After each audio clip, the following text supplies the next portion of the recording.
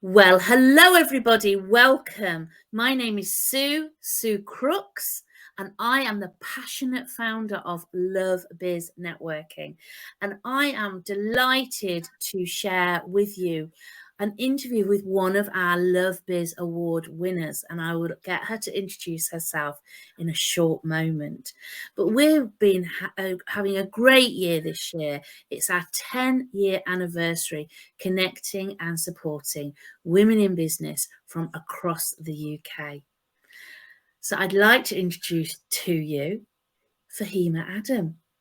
Hello there, Fahimah. Would you like to share with our audience yourself, your expertise, your journey? We're throwing it all at you today, Fahimah. Hi, Sue. Yeah, absolutely. So happy to talk through some of that. So I'm Fahimah, and I currently am a business owner, and my business is called Number 7 Legal Services. So as you can probably tell from the title, I'm a lawyer. And I started out as a lawyer. Now, it's going to give my age away, but I was qualified as a barrister in 2008, which is quite a while ago now. So, Sue, when I first started, I worked as a lawyer in law firms, as you might expect, for a couple of years, but I just didn't really like the firms that I worked in. They might be different now. I don't know too much about them, but when I worked and where I worked all those years ago, the culture wasn't for me. It was very hierarchical and it just didn't feel right for me. So I then moved into working for businesses instead, including universities. So initially I went to go work for University of Warwick and I worked on their contracts. Now though I had worked on contracts in the other law firms that I worked at, but this was the first time I was solely working on contracts. I became a specialist. And so I worked for University of Warwick for a few years, which I loved. My sister was also a student there at the time, so it was really good fun for both of us. And then I did a lot of commuting though, because I lived in Leicester and I had to commute quite a lot. And I didn't drive, so I used to get the train. Wow. And then I later moved on to working at University of Leicester, which I really loved. And then I got headhunted into this global company and I was looking after their contracts for a couple of their UK businesses. So I've got a lot of experience in contracts. It's 10 years of it at that point. What sort of contracts do you do there then, Fahimah? Please share with us some of the contracts that you specialise in. Sure. So as you can imagine, as I was working for businesses, I was working on their client contracts. So sometimes for universities, for example, they would get funding from other institutions. For example, they might get a Cancer Research UK funding, and that comes with a contract so that they can do some research about cancer and things like that.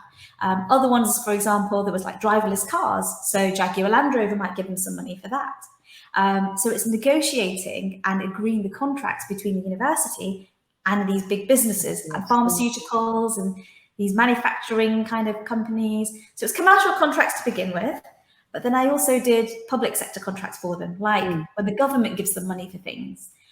So research councils will give money to universities to conduct research. And so I did all of the contracts, negotiating them, the terms and the conditions of them to make sure that everybody's happy with what the deal is. So that's what I did a lot of. Absolutely fantastic. So Number 7 Legal Services, what are you specialising in today?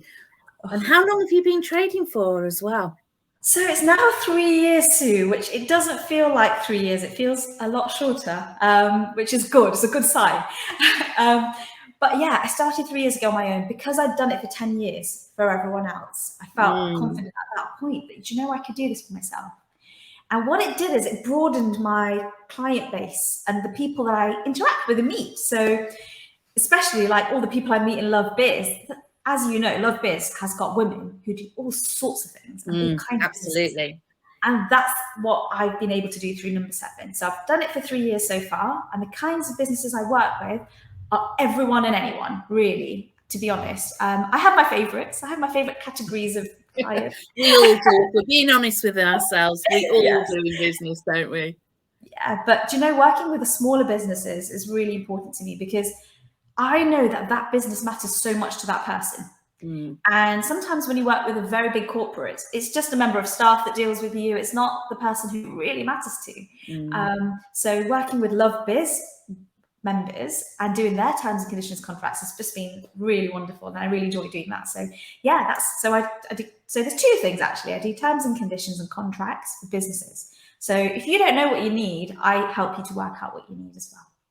And the other thing I do is negotiate for you. So say, Sue, if you had a contract that you're signing with, I don't know, a venue or somebody to, you know, they're going to work with regularly, and you've got these terms and conditions and you're not sure about them, then I can check them for you and help you negotiate the deal on those. Yeah. That is fantastic. Thank you. I've got one of those happening at the moment. I'm trying to negotiate a better rate.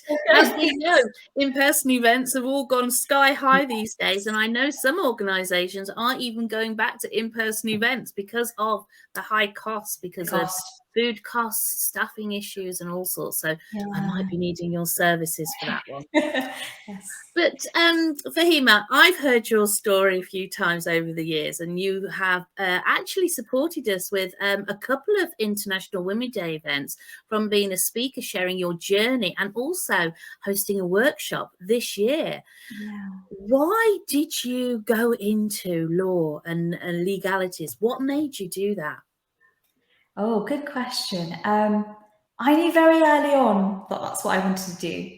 And it wasn't really being a lawyer that I wanted to do. So when I was about 11, probably, actually I was probably younger, probably 10 or 11, I used to watch the BBC Parliament on TV with my dad. And I just really enjoyed the back and forth that they have. And yeah, and sometimes there's a bit of banter, isn't there? And sometimes it's arguments and debates, and I just love that energy, and I felt like I wanted to be a part of something like this. And at that time, it was Speaker of the House was Betty Boothroyd. Oh, cracky, yeah. Best one, I think. She has been the best speaker. And it was a woman, and I was just this young girl thinking, oh, I want to be like her when I grow up. And then I, you know, at school talked about it when they asked you at school, what do you want to do? And they said, well, you could be an MP, but that's something you get elected for. So you can also do something else as your job. And they said, well, what about being a lawyer? Because that's arguing. And that's where that came from. And then I chose between being a solicitor and barrister, very much based on the kind of work you get to do. So, but now it's very much blended. Now solicitors can do a lot of the work barristers traditionally did, and barristers can do a lot of work solicitors traditionally did. But at that time, that's kind of how I picked what I wanted to do. Oh, smashing. That's brilliant. Thank you for sharing that with us. So how did you feel when you were nominated for this award, and you won the Legal and Finance Award of this year? So well done. How did you feel to be nominated and then to win the award? Do you know what, Sue? So I was nominated last year as well. And I was very surprised when I was nominated last year. And I was very grateful, but I didn't get shortlisted last year.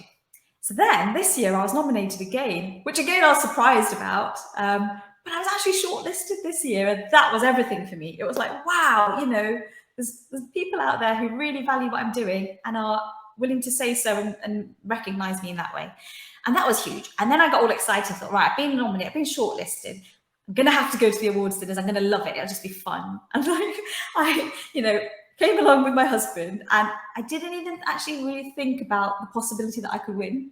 And I don't know why I didn't. I think everyone this year were like that, if I'm being honest. It was actually just great for them to be in the room this year. No one actually thought about, oh, I actually could win this award. I think it's partly that, just the excitement of seeing everyone again after so long, and dressing up and having a lovely glam event, you know, and it was a lovely venue that you had, a very exciting venue for the husbands as well. And it is the only event that LoveBiz puts on each year that we invite men to come along, partners and you know, husbands. So it's great that they could be involved. And actually, one of the chaps who was there has never been before, and he came up to me at the end and said, oh my goodness, I've been to some awards evenings. This has to be the best, because of the emotion in the room and things. It was just, and so good to hear that, you know, people who don't know that much about LoveBiz, and that we had that passion in the room and the emotion. as well. I think we can't do it justice talking about it, because it's just the women, isn't it? Each one that had their story, and I wasn't ready to win, so I didn't even have a speech ready. I think I just quickly said, "Oh, I'm shocked, thank you," and went. But I think some of the women that won had their stories to tell, and it was just, I can't imagine anybody in the room didn't cry at least once that evening. Well, I was on the stage and I had to hold it together on about half a dozen occasions. And I think some of the photos that are taken, I'm looking down because I'm actually just getting my breath before I have to sort of go on and introduce someone else. But it was totally amazing and emotional. So you won the award. Well done. Thank you. And I'm going to share with you one of those reasons when we interviewed you, you stood out. Okay. And this isn't a negative in a way at all for people in business, but you were really happy to be at the level and capacity of your business where you are today. You weren't actually looking to employ loads of people and grow the business. You were really happy to be doing business as you were. And that was fantastic, Fahimah, that we heard that from you, because we're all supposed to be growing our businesses and, you know, expanding left, right, and centre. But actually, some of us are quite happy just running our businesses at the level we want them to. So we thought that was fantastic that you shared that with us on the interview panel. So thank you, Sue. Do you know, that is something that I don't tell everybody. So I tell some people, and I have to feel comfortable with people to tell them that. And the world knows now, all these thousands of people. Do you know what? That's right. But it's with you. And telling you was just so easy, but it's the only reason I don't feel comfortable sometimes is because I think people judge it as, oh, she doesn't have ambition, or she's, you know, she's not ambitious or exciting or anything. But I just love that you understood it. I totally get it. Yeah. I totally get it. And I think, as I say, we all said that is so refreshing to hear. Because, as I say, we're taught, you know, all these videos out there on LinkedIn and Facebook about growing your business and expanding and things. But I'm the same. I'm a business owner of 2 businesses, and my passion obviously is LoveBiz networking. But I feel exactly the same with my other business, and that's been trading 11 years, and it's grown in terms of what I offer. But I'm like you. I'm quite happy to be that person that takes the calls, speaks to the people, understands their needs without having to then repeat it to other people to outsource and things. Oh, absolutely. So for me, it was that. It's that I love being a contracts lawyer. I love being the practitioner, the one that does the contracts, and the one that talks to the client that does the contracts. I don't ever want to become a manager where I've got lawyers who are working for me and then I'm looking after them and doing a HR piece instead. I want to be the one doing the work. And as long as I still continue to get lovely clients that I currently have and I've had for 3 years, that's what I want to do for now. I feel like that's what I'd like to do for long term. But I might change my mind, so don't hold me to it. Well, we are allowed to change and review and adapt. And the trendy word pivot that's been used 100 million times over the last 2.5 years. So we are allowed to do that, but we have to be comfortable, I think, with, especially if it's our businesses, with how we trade ourselves. And, you know, the ethics of our business has to really be within ourselves. So I totally think that's wonderful. So thank you for sharing that now to the world. Yes. Fahimah, question to you. You've been a member for a few years and been involved with lots of other events with us, not just the regular events. That you are a member of De Montfort, aren't you? Yes. De Montfort, which is Leicestershire, Leicester City areas, hosted by Pyle Walker. So you've been a member, but what made you join LoveBiz? What drew you to us? So I joined. You might not know this, but Pyle definitely knows. I joined when it was lockdown. So I didn't get to attend the lovely get-togethers at Winstanley House. I started off on Zoom. Now, what made me join is different to what made me stay. So what made me join was just feeling a bit isolated and just needed to kind of find other business people to talk to. Because I used to have an office in Leicester City Centre, which I closed down over COVID because I couldn't even go there. It was all locked down. Absolutely. Makes sense. Yeah, and I was so used to seeing people every day, and I'm somebody who needs that for my energy. And so I thought, let me join this group. Some people had mentioned LoveBiz to me a few times. So I'd had the name, I'd had the web, I've heard about you as well, Sue. And then I thought, let me just join and give it a go. Yeah, because you are your business, like you represent it very well. And so I joined. And now this is the interesting part is, as soon as I got into the group and I was on the Zoom, it became very apparent that it was not just your ordinary business group, because I went to a few others as well. What was different in this room on Zoom, even on Zoom, was how much people cared about each other, not just the business, but the personal side as well. Absolutely. And that, starting with Pyle, the host, and the way that she leads the group and guides us through the meetings and the calls, and the way that she brings everyone in, and how open people are and just supportive. And it was just this, like, I felt like there was like a big hug through the screen. And I didn't necessarily need it for any particular reason, other than everybody was going through the same thing. But it was just this real openness and women all discussing business and life. And it was just that attracted me and then kept me in the group. So.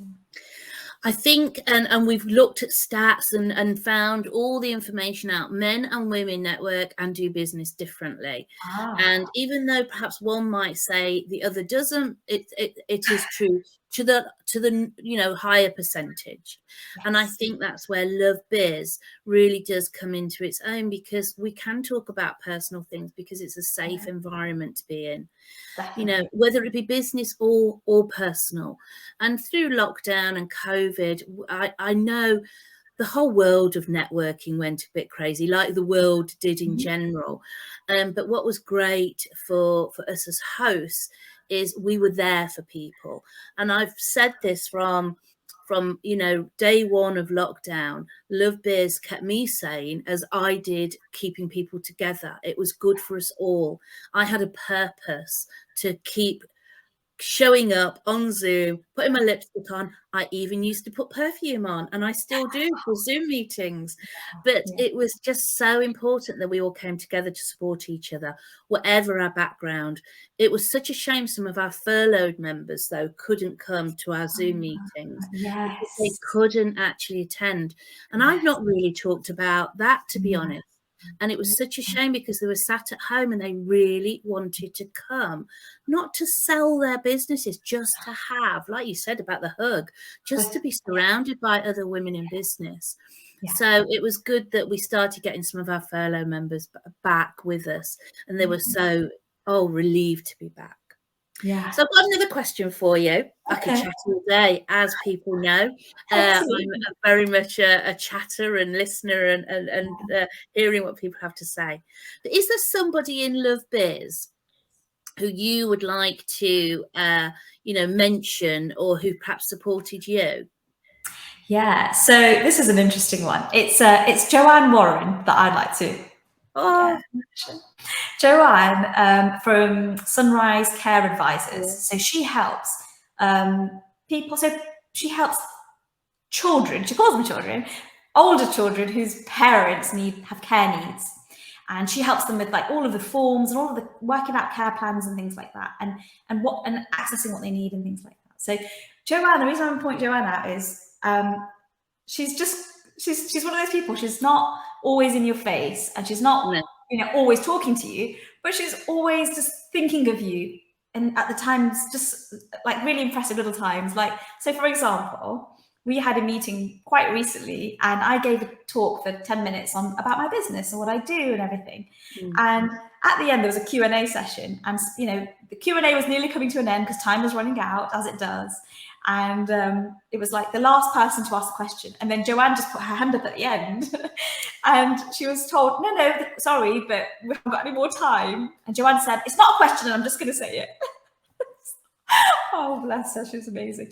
And what she said is, oh, Fahimah, you didn't tell them, you told them that you write contracts, but you didn't tell them that you advise on them as well. Tell them about that.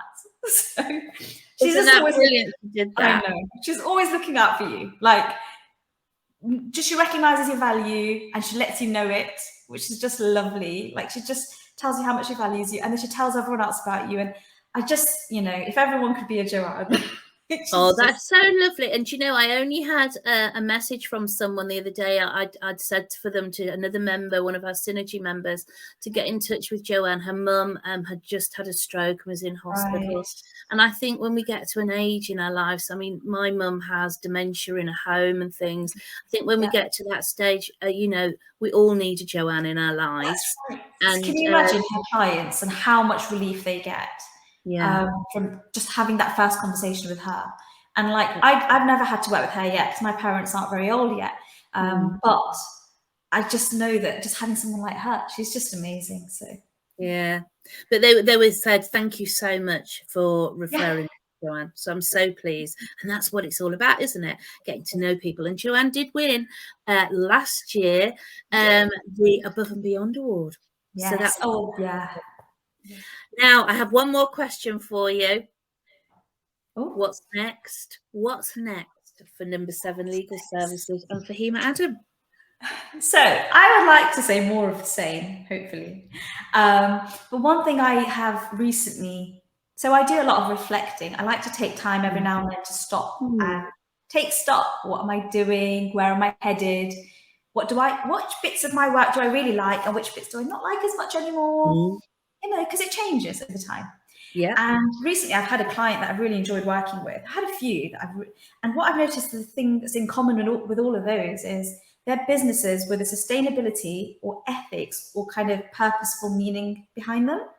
So clients like the Institute of Cancer Research, I've been working with them on contracts to get drugs out so that they can get these drugs used with children with brain tumors. So that's just meaningful work. But also, absolutely.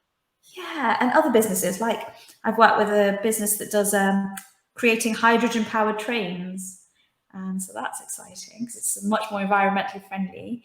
I'm now working just this week with a company that does insurance, but only works with sustainable businesses. So it's this sort of thing.